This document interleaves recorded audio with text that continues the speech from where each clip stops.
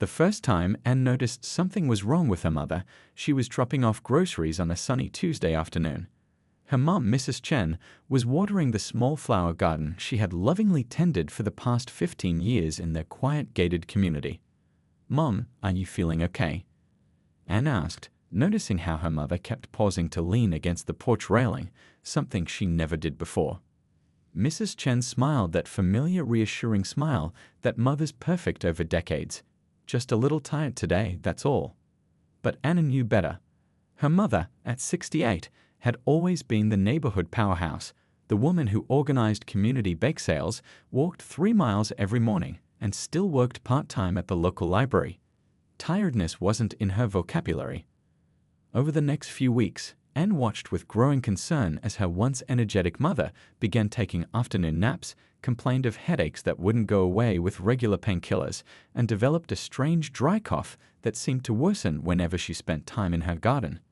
It started right after they sprayed something on the community lawns. Mrs. Chen mentioned casually over tea one afternoon, her hand slightly trembling as she held her cup. "The maintenance men were wearing masks, but they told us it was perfectly safe for residents." Anne's nursing instincts kicked into high gear. What exactly did they spray? Did the HOA send out a notice? Her mother shrugged. "They'd post these things on the community board, but you know I don't always check it." Mr. Thompson from next door asked the crew directly, and they said it was just standard treatment, whatever that means. The following day, Anne arrived to find her mother sitting in the dark, curtains drawn. "The light hurt her eyes," she explained. That was the first real alarm bell. By the end of the week, Mrs. Chen couldn't keep food down and had developed an angry red rash along her arms and neck. The doctor at urgent care prescribed antihistamines and suggested it might be an allergic reaction to something new in her environment. "Has anything changed recently at home?" he asked. That question sent Anne on a mission. She drove through the community with new eyes, noticing for the first time the unnaturally perfect green of every lawn, the absence of even a single weed in the communal flower beds. It looked like a picture from a magazine, too perfect, almost artificial. At the monthly community meeting, Annie wasn't planning to speak up. She just wanted information. But when Mr. Patel from 3 doors down mentioned his wife's sudden breathing problems, and then Mrs. Gonzalez described her grandchildren's mysterious rushes after playing on the community grass, Anne couldn't stay silent. "I think there might be something wrong with whatever chemicals they're using for the landscaping," she said, standing up from her folding chair in the back row. "My mother has been sick for weeks now, and it started right after the last treatment."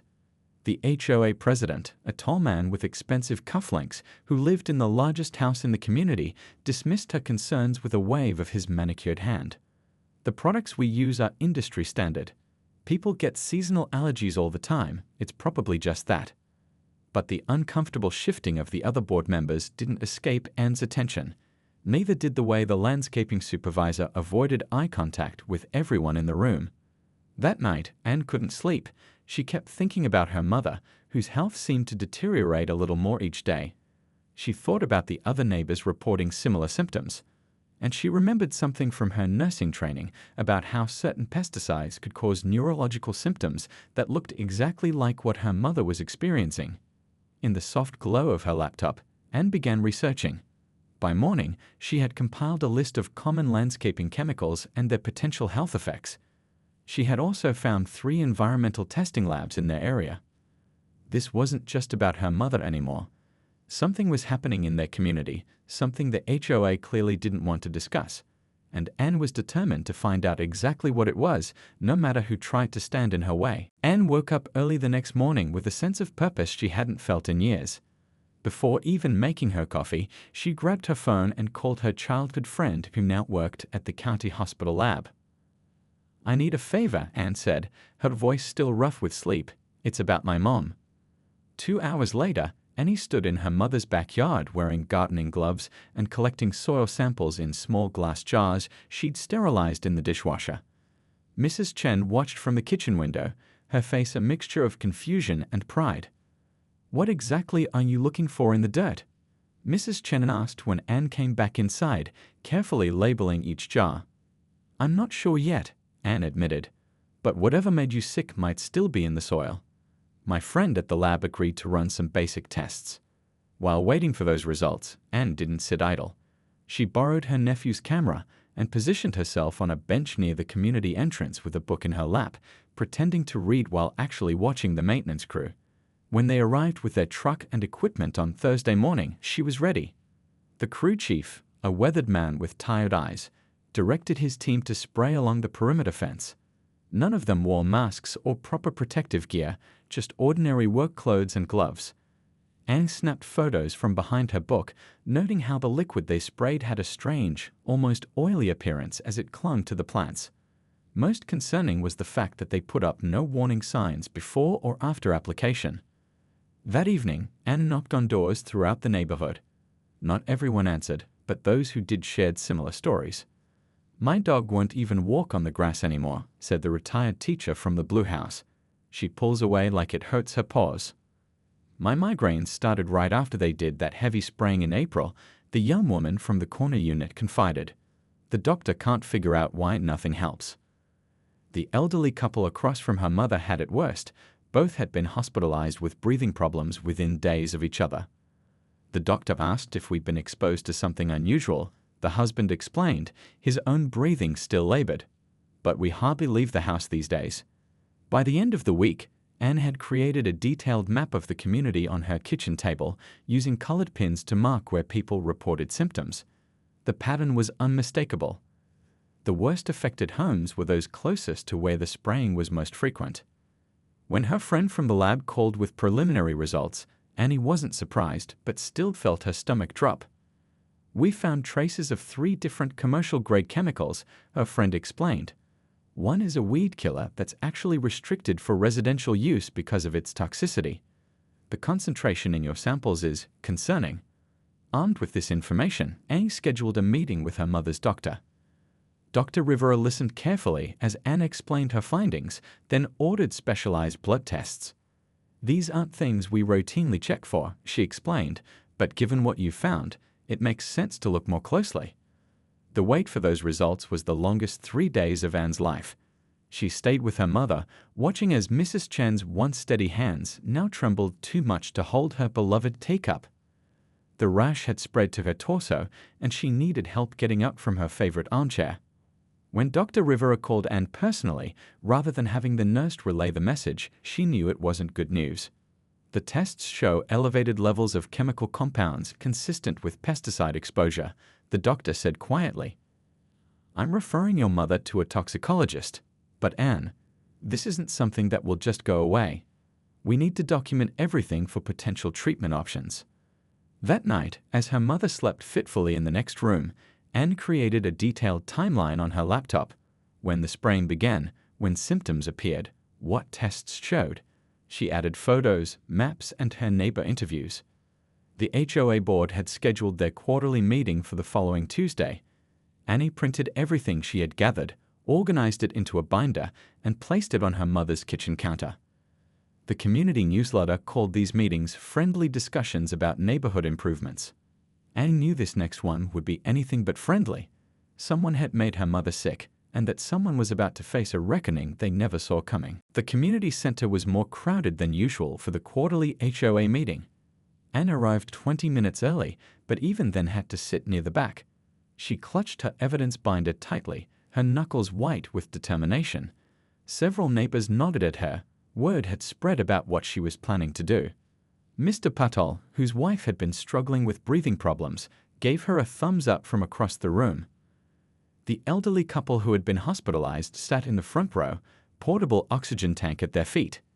Annie drew strength from their presence. This wasn't just for her mother anymore. The HOA president, Mr. Dawson, called the meeting to order with a sharp rap of his gavel. He wore an expensive suit that seemed out of place in their modest community center, his gold watch catching the fluorescent light whenever he gestured. "First item on the agenda, the summer picnic budget," he announced with a practiced smile. Anna listened impatiently as they discussed mundane issues, pool maintenance, a proposed fence painting project, complaints about someone's holiday decorations still being up in April. Her heart pounded as they approached the final agenda item, open floor. Does anyone have additional concerns to bring before the board? Mr. Dawson asked, already half closing his folder as if expecting no response. Anne stood up. I do.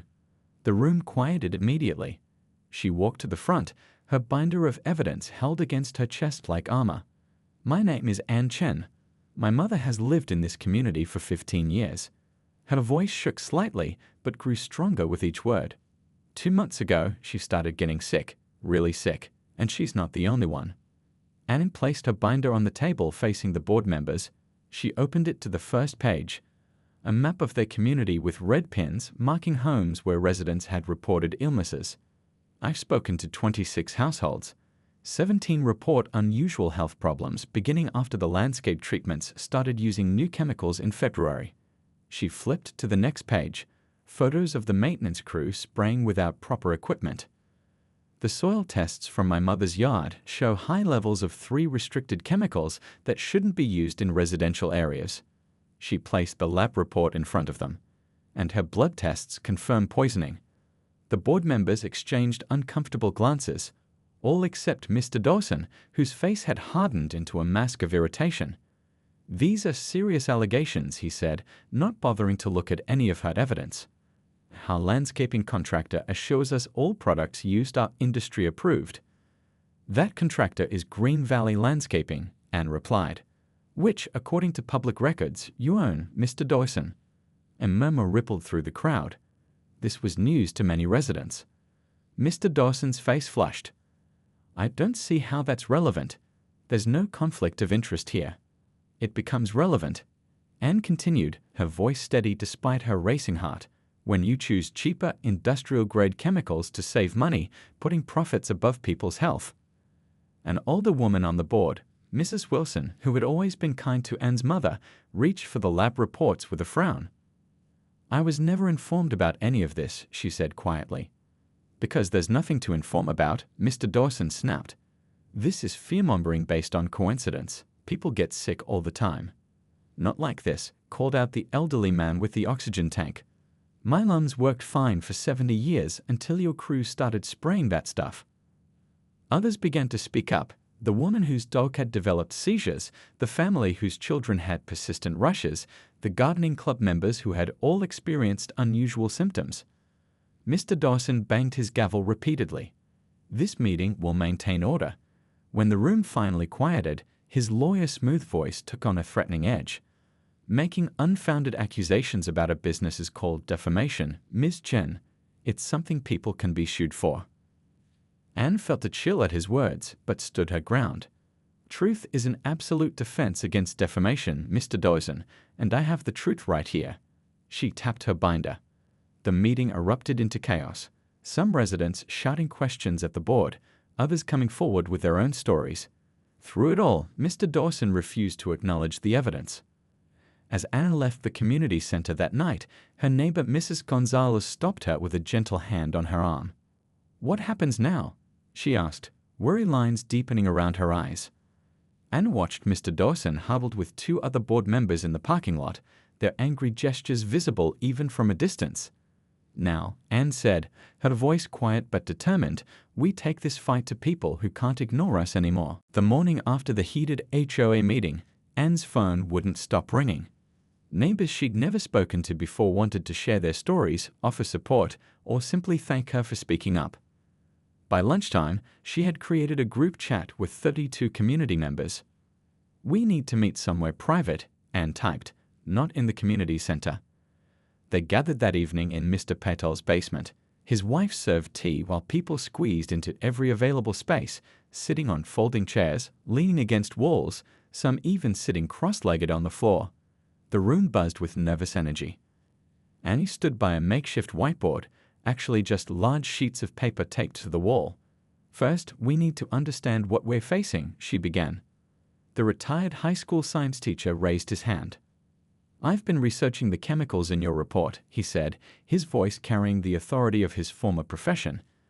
They're classified as restricted because they can damage the nervous system, cause respiratory problems, and even affect kidney function with long-term exposure. A heaviness settled over the room.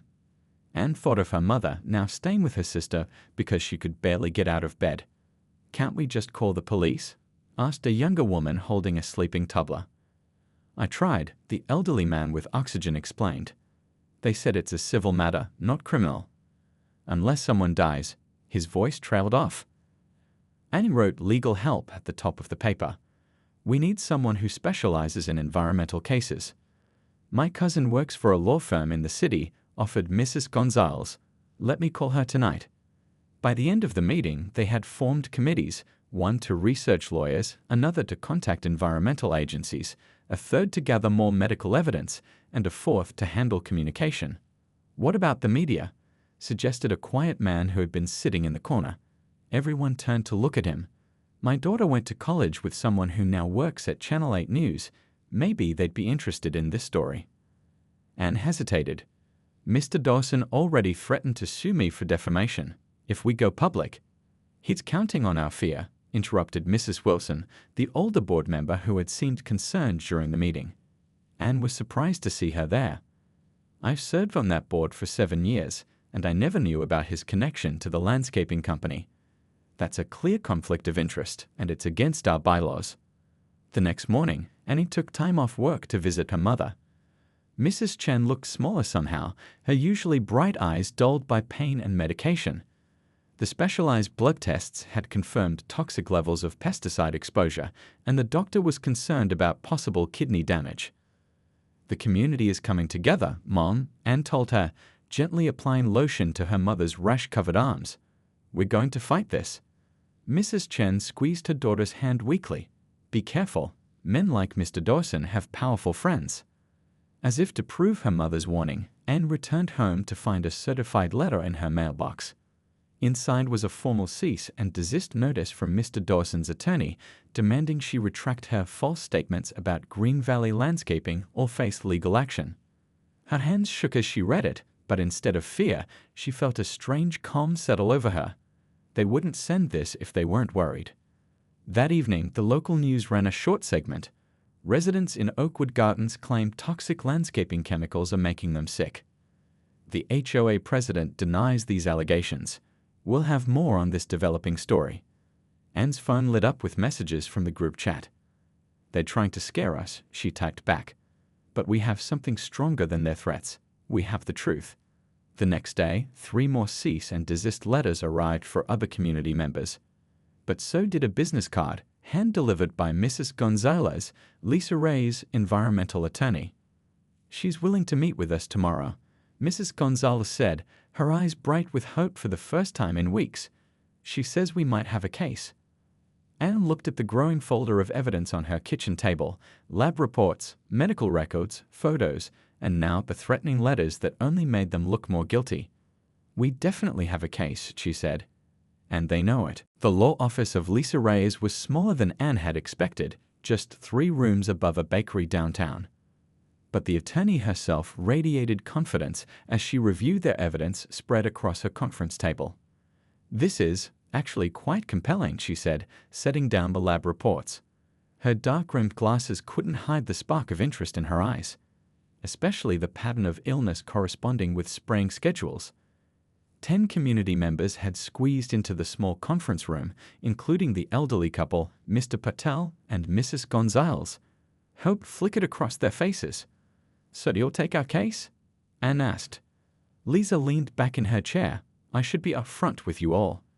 Cases like this are expensive to pursue, and they can take years. Plus, Mr. Dawson's company has resources we don't. The room deflated slightly. But, she continued, I believe what's happening in your community is wrong. I'm willing to work on a contingency basis. I get paid only if we win. On the drive home, Anne felt a weight lifted from her shoulders. They had a fighter on their side now. That feeling didn't last long. When she arrived home, her sister called with news that their mother had been rushed to the hospital. Her kidneys were failing. The emergency room was bright and chaotic. Anne found her mother hooked to machines, looking even smaller than before. The doctor's words blurred together. Acute kidney injury, toxin exposure, possible dialysis. Anne spent the night in an uncomfortable hospital chair, holding her mother's frail hand. By morning, her determination had hardened into something unbreakable. She was updating the neighbor group chat when a message from an unknown number appeared on her phone. Meet me at Riverside Park, bench near the boat launch. 1 p.m. Come alone. Information about Green Valley landscaping. Anne hesitated. It could be a trap, but it could also be the break they needed. She arrived at the park 20 minutes early, choosing a bench with clear sightlines in all directions. At exactly 1 p.m., a thin man in a baseball cap approached. He sat without looking at her, his eyes scanning the area nervously. "I work for Green Valley," he said quietly. "Or I did, until yesterday." "You were fired?" He nodded. After the news story, Mr. Dawson said someone was talking to outsiders. His hands fidgeted with a small paper bag. "But I've been feeling bad for months, not just about getting sick myself, about what we were doing." He slid the paper bag toward her. Inside was a flash drive. Records of chemical purchases, application schedules, and emails, Mr. Dawson specifically ordering cheaper industrial products to save money. His voice dropped even lower. He knew they weren't approved for residential use. He told us to rinse out the containers at the community garden spigot to hide the evidence. Anne's blood ran cold. "The garden where my mother volunteers." The man nodded miserably. "There's more. This isn't the first community where this happened." He showed her a news clipping on his phone from a neighboring county. 3 years ago, same issues, different HOA. They settled quietly with strict non-disclosure agreements. Later that day, Anne met with Lisa Reyes again, this time alone. The attorney's eyes widened as she reviewed the whistleblower's files. "This changes everything," she said. "We now have evidence of knowing and deliberate actions, not just negligence." "What does that mean for our case?" "It means we need to contact the Environmental Protection Agency immediately, and possibly the district attorney." Lisa looked up, her expression grave but determined.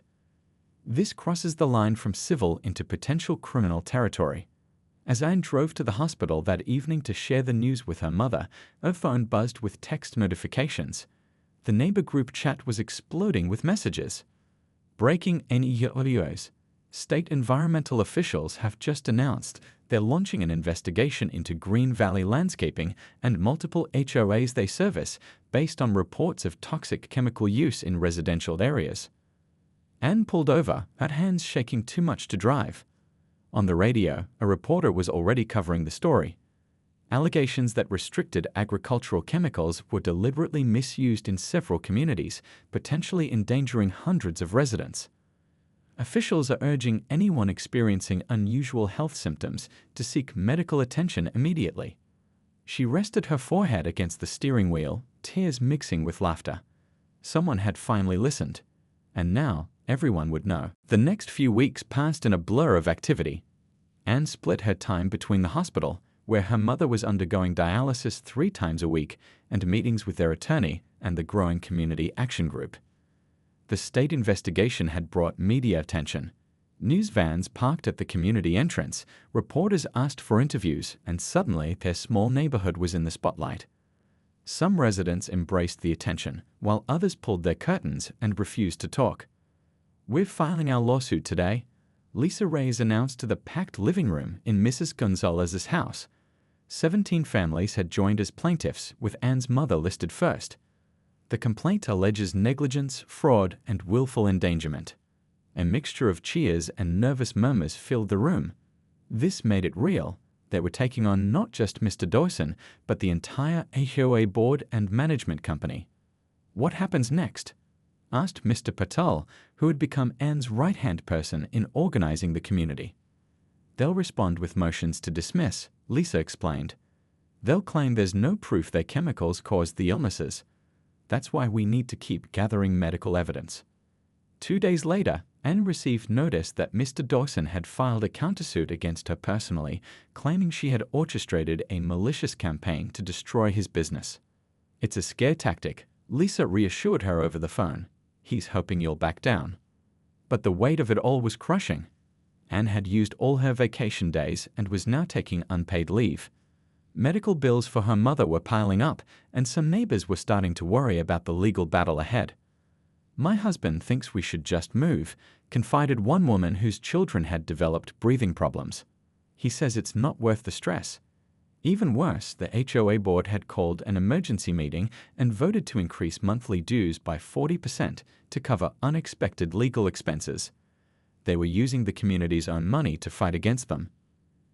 Anne was at her lowest point when her phone rang late one evening. It was a number she didn't recognize. "Is this Anne Chen?" asked a woman's voice. "Yes.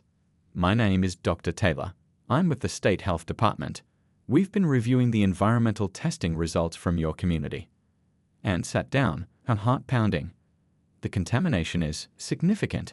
We're seeing levels of these chemicals that are 10 times what's considered safe for residential areas."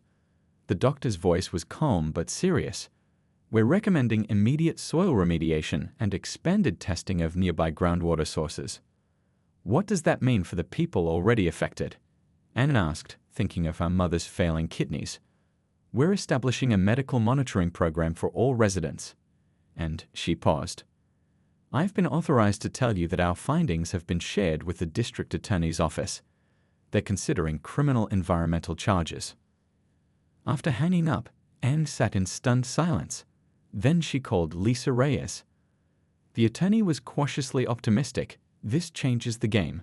State Health Department findings carry enormous weight, and if criminal charges are filed." The next day, an unexpected email arrived from Mrs. Wilson, the HOA board member who had supported them. The subject line made Anne gasp. "Board meeting recording." "I recorded this on my phone during yesterday's closed board session," Mrs. Wilson wrote. "I can't be part of this cover-up anymore." Anne clicked the attached audio file. Mr. Dawson's voice came through clearly. "The lawyers say we need to move fast. If we settle individually with the sickest residents, we can get them to sign non-disclosure agreements before the state findings become public." Another voice. "What about the Chen woman's mother? Offer her enough to cover the medical bills. She'll take it. They all will, once they realize how long a lawsuit could drag on." Anne forwarded the recording to Lisa, her hands shaking with anger and vindication. The attorney called back within minutes. "This is the break we needed. It proves they know they're liable." By evening, everything had accelerated. The district attorney announced a formal investigation into criminal environmental violations. The state issued an emergency order halting all chemical applications in the community. And 3 HOA board members resigned, distancing themselves from Mr. Dawson. In her mother's hospital room, Anne held the frail hand that had once been so strong. "They're finally taking this seriously, Mom. All of it." Her mother smiled weakly. "I'd always told you that the truth comes out eventually." She squeezed Anne's hand. "But the fight isn't over yet, is it?" Anne shook her head. "No. But for the first time, I think we might actually win." 6 months after the state investigation began, Anne sat in the back of the courtroom watching as Mr. Dawson entered with his team of expensive lawyers. He looked thinner than before, the confidence in his stride diminished. He didn't make eye contact with anyone from the community. The judge, a no-nonsense woman with silver hair, called the court to order. This wasn't the final hearing, just one of many procedural steps, but it felt important. The district attorney was seeking to freeze Mr. Dawson's assets while the criminal investigation continued. Outside, a small crowd of supporters gathered with handmade signs, "People over profits and justice for Oakwood Gardens." When court adjourned, Anne hurried to the hospital for her mother's appointment. The toxicologist had recommended a new treatment that might help repair some of the kidney damage, though it wasn't covered by insurance. The community had organized a fundraiser that covered the first 3 months of treatment. "Any change?" Anne asked the nurse who had been caring for her mother since the beginning. "Her numbers are a little better today," the nurse said with cautious optimism. "She ate breakfast on her own this morning." Small victories. Anne had learned to cherish them. Back at home, Anne found a large envelope in her mailbox from Lisa Reyes. Inside was a settlement offer from the HOA's insurance company. The amount was substantial, enough to cover all of her mother's medical expenses and lost wages. But it came with conditions: confidentiality, no admission of wrongdoing, and withdrawal from the group lawsuit. Anne's phone rang almost immediately. "Did you get it?" Lisa asked. "Yes. They're trying to split us up, aren't they?" "Everyone got similar offers today," Lisa confirmed. "It's a classic divide and conquer strategy." Later that evening, the community group gathered in Mr. Patel's basement again. The mood was tense as people discussed the settlement offers. "My daughter needs special treatment for her asthma," said one father, his voice strained. "This money would help us move somewhere clean, start fresh." Others nodded in understanding. Mrs. Gonzalez stood up. "I understand why some might take the offer, but remember why we started this fight. It wasn't just about money for our medical bills. It was about making sure this never happens to another community." The room fell silent as people wrestled with the decision. Anne shared what Lisa had told her. "If we hold together, we have leverage to demand more than money. We can require public disclosure of all chemicals used. We can demand ongoing health monitoring for everyone. We can make them change their practices permanently." In the end, 3 families accepted the individual settlements. Anne didn't blame them. Everyone had their own struggles, their own breaking points. But 14 families stood firm, refusing to be silenced. 2 weeks later, the breakthrough came from an unexpected direction. The environmental testing had expanded beyond their community, and the results were alarming. Traces of the same toxic chemicals were found in a creek that ran through 3 counties. The local news broke the story. Contamination from reckless landscaping practices threatens regional water supply. Suddenly, their community's problem became everyone's problem. The state environmental agency issued emergency orders. The governor mentioned the situation in a press conference. Other communities serviced by Green Valley Landscaping came forward with similar health complaints.